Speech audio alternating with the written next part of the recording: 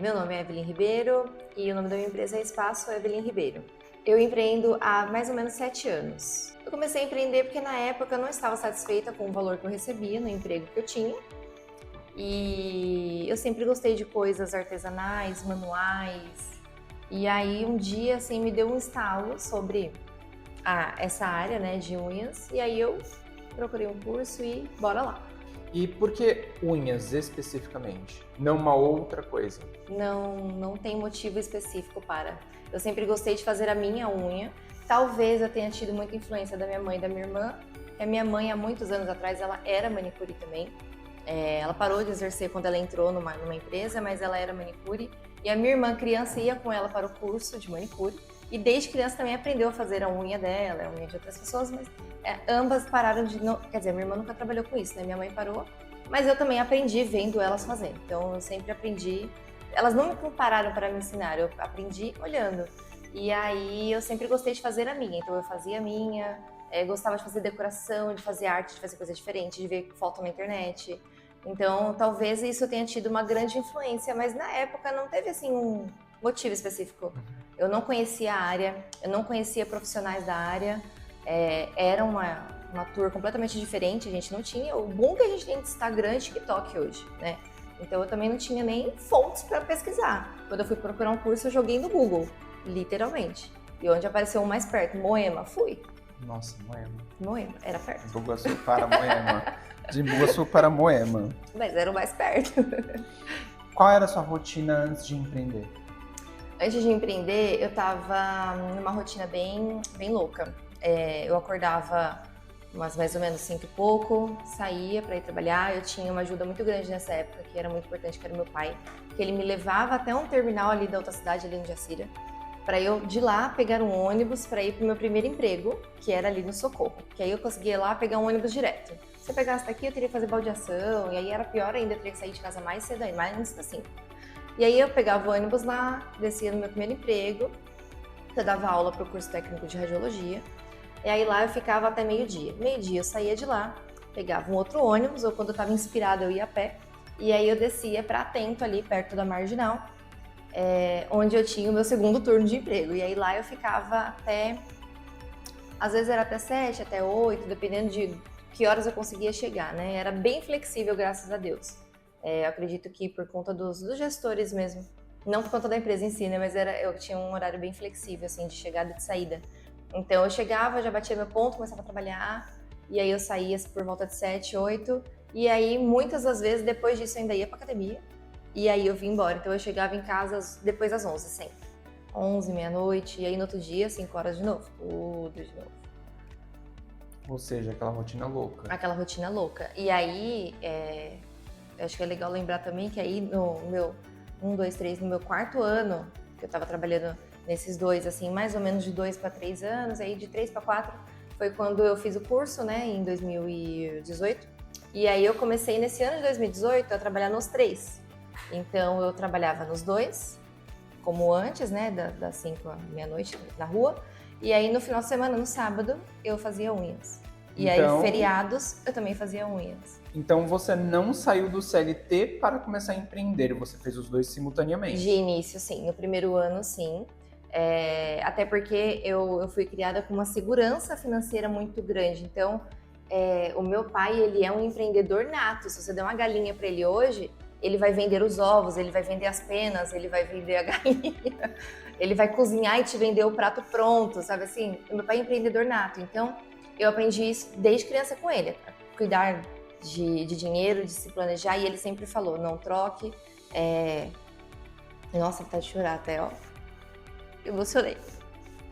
Ele sempre disse, não troca um certo por um duvidoso. Sim. Porque na vida dele foi como ele seguiu e deu certo. Então, era como ele ensinava a gente, os filhos, né? Uhum. E eu acho que eu e a minha irmã fomos as únicas que seguimos esse conselho. E aí, pra mim, isso era muito importante. Então, eu tinha muito medo de trocar. Porque, querendo ou não, assim, era uma rotina cansativa? Era, mas eu tinha um certo ali, né? Eu não teria a possibilidade de assim, esse mês eu recebo X, no mês que vem eu recebo Y. Não, era sempre certo o meu salário. Era disso pra mais, dependendo de algum bônus, alguma ação. Então, eu sempre tinha um certo. Eu morria de medo de trocar pelo duvidoso no início. E ele me apoiava muito, mas minha mãe não tanto. Então você sempre fica meio assim, meio, e aí? E aí nesse primeiro ano eu fiz os 3 juntos, né? E aí foi bem cansativo, mas foi bom que aí eu senti mais segurança de ingressar diretamente no empreendedorismo. Em que momento você decide, olha, está na hora de sair da onde eu estou para empreender de verdade como carreira? Foi no final desse primeiro ano. No final desse primeiro ano eu tava muito cansada, eu tava com a imunidade muito baixa, eu tava ficando muito doente, tava sendo muito difícil. Juntou também que mudou muita coisa na gestão da Atento na época, que lá, tipo assim, é uma multinacional, né? Então, trocou o cara lá de cima, sai trocando a cadeia inteira de gestão. Então, assim, sempre chicoteava na gente que tava no fim, né? E aí tinha mudado, não tava legal para trabalhar, e aí isso tava me desgostando. Lá no colégio também não tava legal também. Eu mudei de cargo, mas eu não conseguia assumir o cargo, eu fui para coordenação, mas não conseguia assumir a coordenação porque a pessoa não me passava o trabalho. Quem estava acima não colaborava também para que isso acontecesse. Então eu fiquei assim, fazendo nada, assim. Eu ia, mas eu não tinha uma função específica, aquilo me matava também. Eu via muita coisa para ser feita, mas eu não podia fazer, enfim, não tinha como fazer. E aí eu falei, não, cara, não tá dando. E aí eu tava desgostosa com os dois, ao mesmo tempo o empreendedorismo tava dando muito certo, as unhas estavam dando muito certo.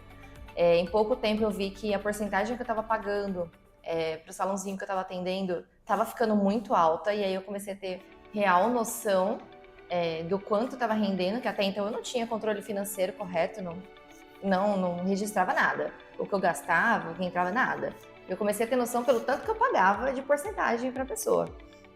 E aí eu vi que tipo, eu pagava para ela e me sobrava X, eu falei, opa, já dá?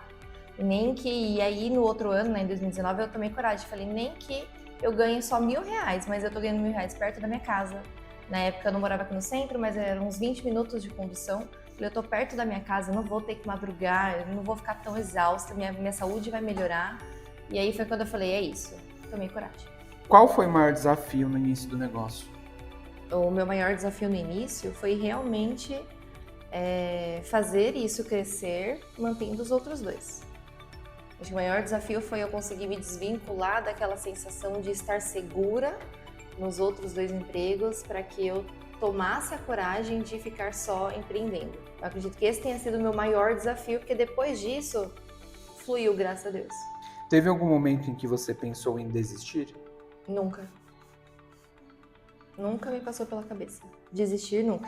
Eu já tive momentos em que eu pensei em fechar minha sala grande e alugar uma sala pequenininha e ficar só eu. Mas desistir, sair da área, parar de trabalhar com isso, nunca me passou. Você já pensou, por exemplo, se você ficasse saturada do mundo das unhas, ir para um outro segmento dentro do empreendedorismo ou voltar para o CLT tradicional? Já pensei em migrar para uma outra área. Inclusive, tenho cursos em outras áreas que vão me levar a empreender no final das contas. Mas até então, não dei pontapé. Então, sigo empreendendo no ramo das unhas. É um objetivo, no futuro, além de ter a empresa voltada para o mercado de unhas, ter outros segmentos? Não, eu acredito que eu trocaria um pelo outro. Eu não manteria os dois, porque não sei se eu conseguiria dar conta, porque querendo ou não, você tem que estar presente, né? Por mais que eu não esteja trabalhando aqui com unhas e tenha uma equipe atendendo, mas você tem que estar presente para gerenciar, né?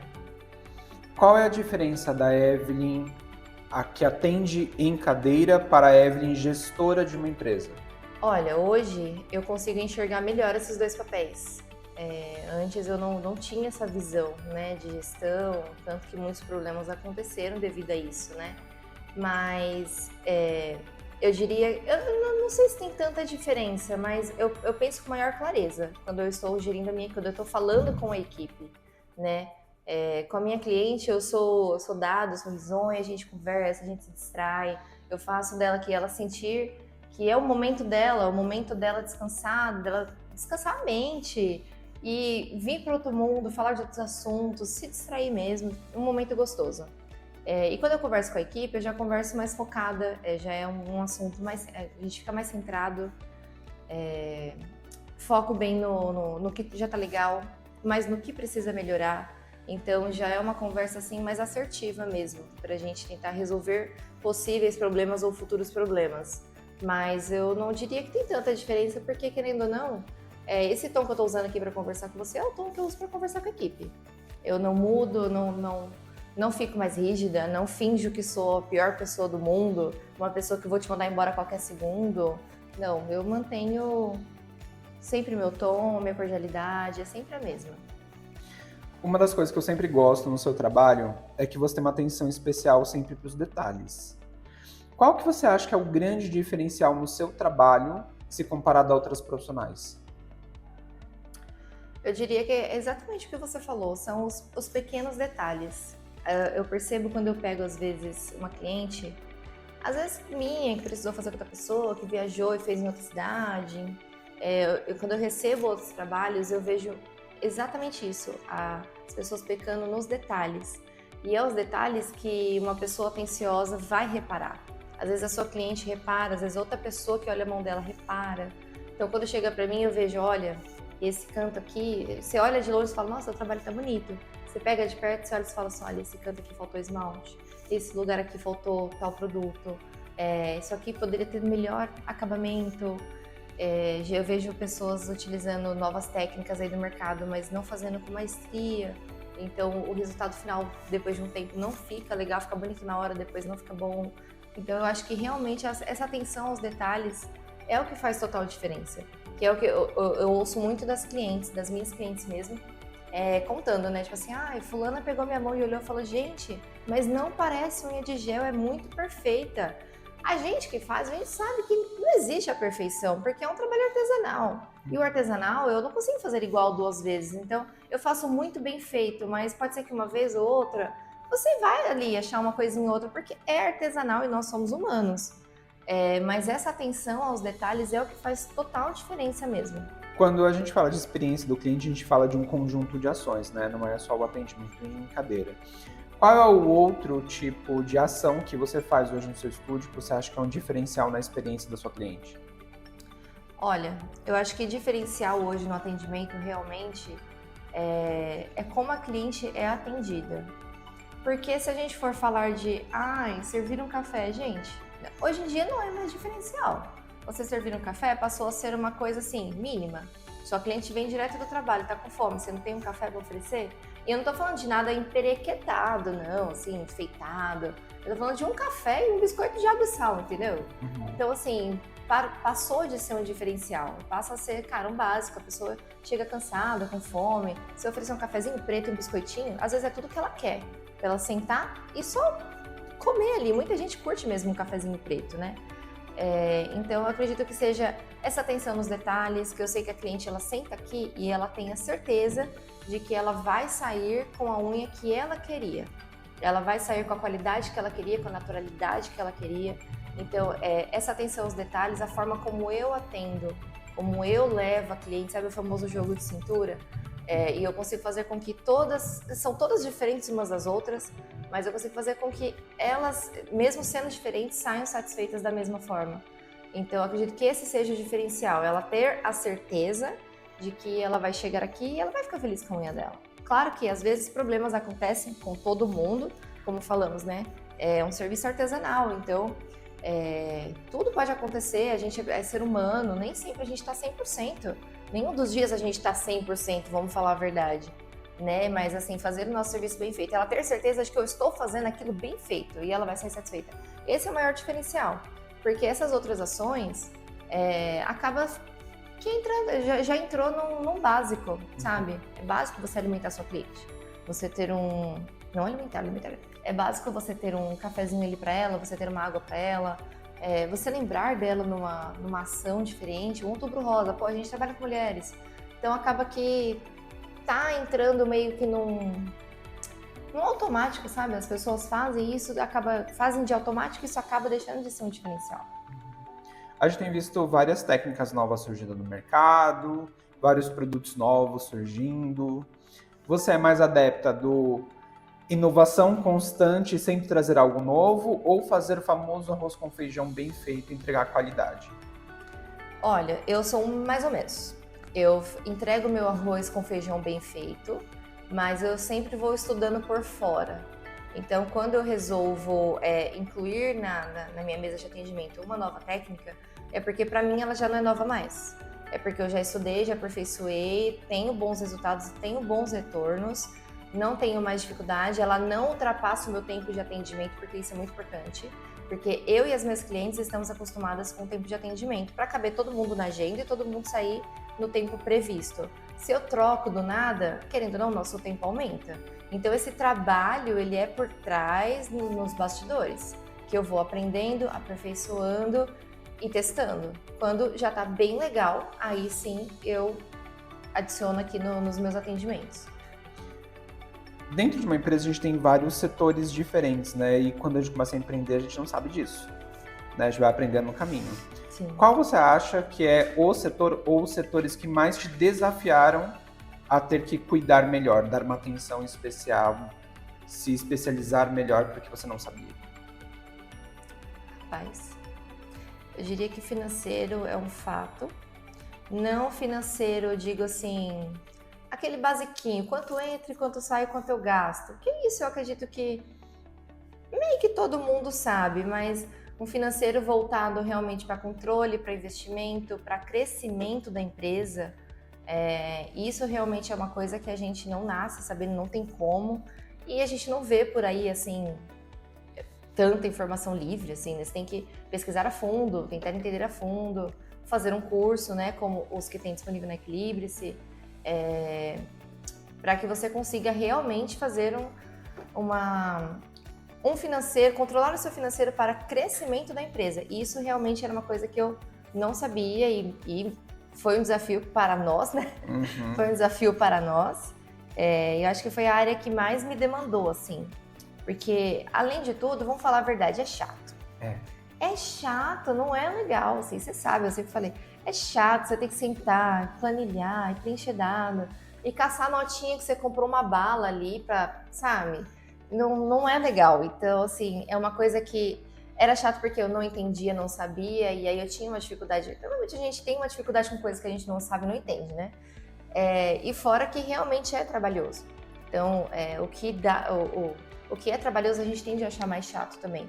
Então, acho que esse foi o maior ponto, assim. E sai muito da nossa rotina, né? Sai muito do nosso dia a dia, né? Eu falo isso internamente lá. Por mais que eu trabalhe com a parte financeira, ensine a parte financeira, eu gosto de ensinar, mas eu não gosto de fazer o financeiro. Porque realmente moroso, demora, né? O controle financeiro, ele é mais complexo, principalmente quando a gente fala do que você acabou de dizer, que é o crescimento do negócio. Então, realmente, não é a parte mais interessante do negócio. Interessante é ver o valor financeiro na conta, mas gerir ele, infelizmente, não é. Qual foi o seu maior aprendizado que o empreendedorismo te trouxe até hoje? Ai, bom, o meu maior aprendizado é sobre a gente tomar cuidado com as pessoas que a gente ajuda. A gente, às vezes, fica com dó e fala, pô, vou dar uma oportunidade para essa pessoa. E lá na frente, essa pessoa, ela tá pouco se lixando para você. E no fim, ela ainda vai morder a mão que alimentou ela. Então, esse foi o meu maior aprendizado. Além disso, além de lidar com pessoas, né? Problemas, por exemplo, que você percebeu que não eram seus, mas como gestora você teve que resolver. De todo tipo que você possa imaginar. Desde intriga, fofoquinha, conversinha paralela, assuntos inadequados durante o atendimento, organização por parte da equipe, limpeza por parte da equipe. De tudo um pouco. Na época que eu tinha equipe grande, eu tinha que estar sempre atenta e estar o tempo todo reunindo, fazendo reunião e acertando pontos e reforçando pontos e tentando resolver problema interno. Acho que o pior que eu achava era tentar resolver problemas internos, assim, de pessoas, sabe? RH mesmo. Acho que era o pior, assim, você vê fulana e ciclana, às vezes não estavam se dando bem por algum motivo, às vezes não tinha motivo nenhum, mas...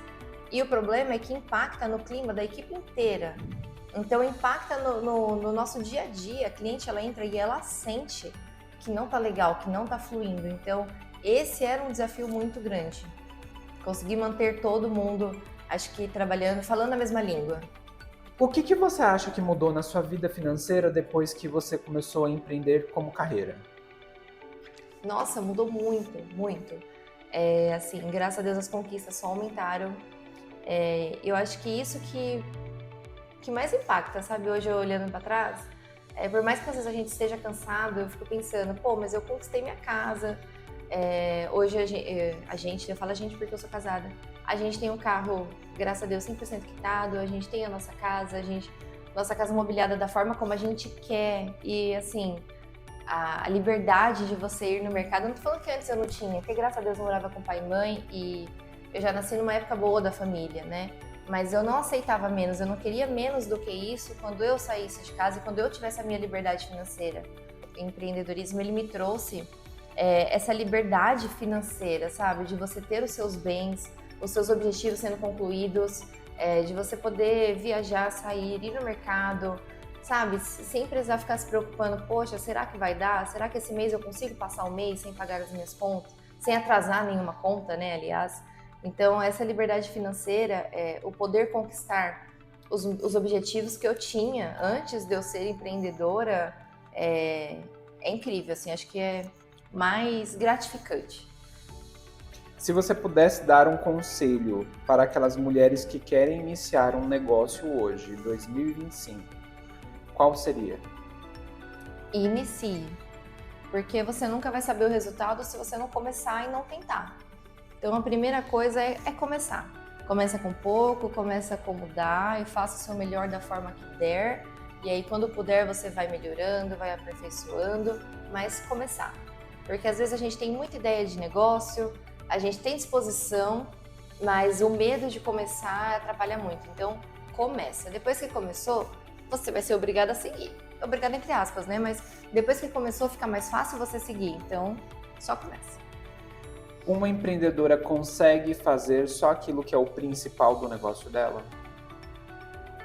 Não. Em que sentido? Trabalhar fazendo só com apenas unha, unha, mais nada. somente unha? Ou eu preciso me desenvolver em outras habilidades, técnicas, processos dentro do meu negócio? Não, totalmente. Você tem. Por mais que você vá delegar alguma função, pelo menos entender aquilo que você está delegando, você tem. Porque como que você vai controlar se está legal, se está do seu jeito, do seu gosto? Se está alcançando os objetivos que aquilo previa. Então você tem sim que se desenvolver em outras áreas. Você tem que entender do seu financeiro, você tem que entender do seu marketing, você tem que entender dos seus processos, você tem que entender o mercado, para onde que o mercado está indo, se ele está evoluindo, se ele não está. Você tem que entender de gestão se você quiser ter uma equipe. Você tem que entender de gestão até com as suas clientes. Então é um gerir as clientes também. Então não tem como você fazer apenas aquela atividade. Se você fizer apenas aquela atividade, você não vai crescer. Eu sempre falo dentro do Eclipse que o financeiro é o cérebro do negócio, mas o coração é o marketing. Qual é o marketing que para você sempre trouxe mais resultado? Boca a boca. Sempre foi o boca a boca. Por mais que exista hoje a rede social, o Instagram, mesmo assim, o boca a boca ainda é o maior marketing. É o mais antigo, né? E melhor marketing para mim ainda até hoje. Se você pudesse deixar uma frase para inspirar outras empreendedoras, qual seria? Eu acho que um ponto muito importante de inspiração é que a pessoa trate o negócio dela como uma empresa, independente do tamanho que tenha. Atendo na minha garagem, trate aquilo como uma empresa, trate aquilo como um negócio, não como um bico, não como uma coisa temporária. Por mais que você vá ficar temporariamente, trate aquilo como um negócio. O dinheiro, em uma palavra? Necessário. Empreender, em uma palavra? Desafiador. Bom, para quem é aqui da mesma cidade, o meu espaço ele fica situado em cima da padaria provincial.